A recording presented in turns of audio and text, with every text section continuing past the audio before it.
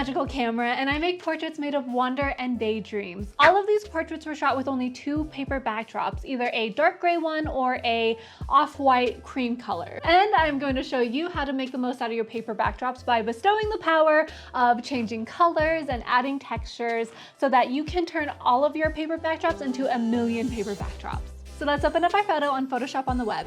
This is a photo that I'm going to be editing. The reason why I say you need 2 paper backdrops is because I like to have this off-white cream one for light colors and the dark gray for when I want deep, darker colors for my backdrop. The first thing we are going to do is make our backdrop entirely paper. Go over here to your select and then you will see lasso. And then we are just going to draw our mouse around the area that we want to add paper backdrop to. Now that we have this entire area selected, I'm going to select generative fill and I'm not putting anything in the prompt and I'm going to hit generate. And then Photoshop is going to generate this area to fill it with paper backdrop. Flatten the layers together.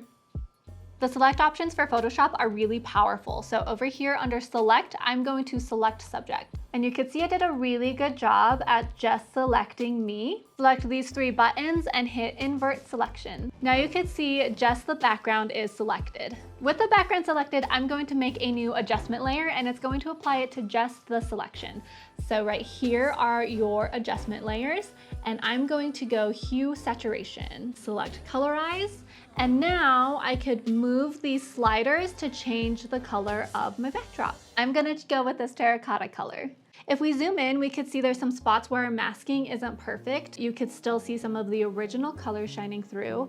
And the great thing about masks is you can continue to edit them and change them and refine them. For some area, the line needs slightly shifted over, like right here by the skirt. So I'm going to select the smudge tool. It's over here in paint and then select smudge. With my mask selected, I'm going to drag this over to kind of pull it, just slightly shift that mask over.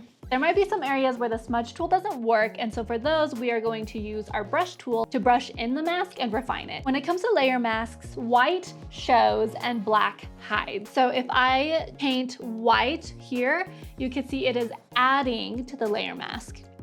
If I paint black here, you can see it is removing from the layer mask. Go in with white to add color to these little spots around the skirt.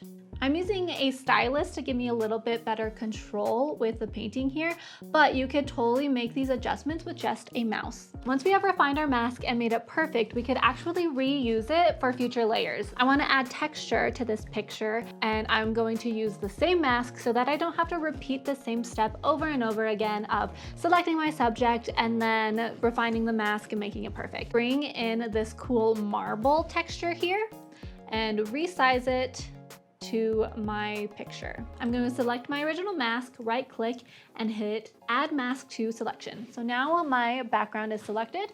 Select your texture and then select add layer mask.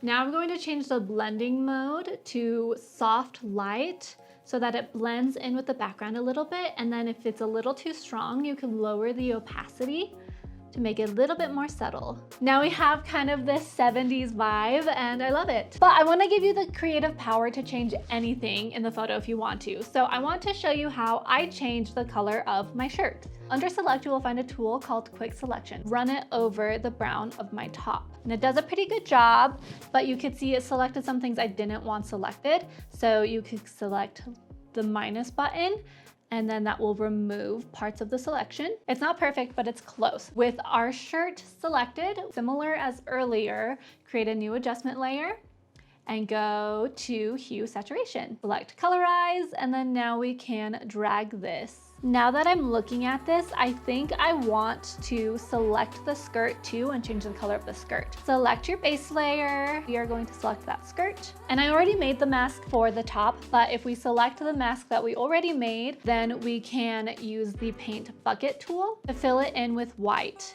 And now it is added to our selection. So now we are going to be changing the color of both the top and the bottom. If you wanted them to be different colors, then you would just make different adjustment layers for each one. And now all we have to do is our final adjustment layers to color grade the image, and then it's done. My favorite ways to do that are by using the levels. It adds lots of really great contrast And then I love to use color balance to shift the whole color scheme of the photo. And I love just playing around with these sliders until I get something that I really like. The reason why I'm showing you this on Photoshop on the web is because Photoshop on the web is a great place for beginners to learn working with selections when they're doing it for the very first time. All the tools that you need are laid out for you in a really simple way, and it makes it really user-friendly, which is great because sometimes the full desktop version of Photoshop could be a little bit intimidating for new users. But this tutorial is perfect for dipping your toes in the water and getting comfortable with selections. Let's do a little recap of everything that we did. Here is our before photo. We selected just the background so we could change the color of our paper backdrop. We refined our selection to make it perfect using the brush tool, and we were able to reuse our mask for a texture layer, which turned out like this. Then using the same methods, we changed the color of my outfit to look like this. We made our final color grading adjustments, and here is our final photo. Hopefully this gives you some tools in your belt that you can use to give you creative control over your entire photo. Now it is time to try this out for yourself using Photoshop on the web. Click the link in the description and have a magical day.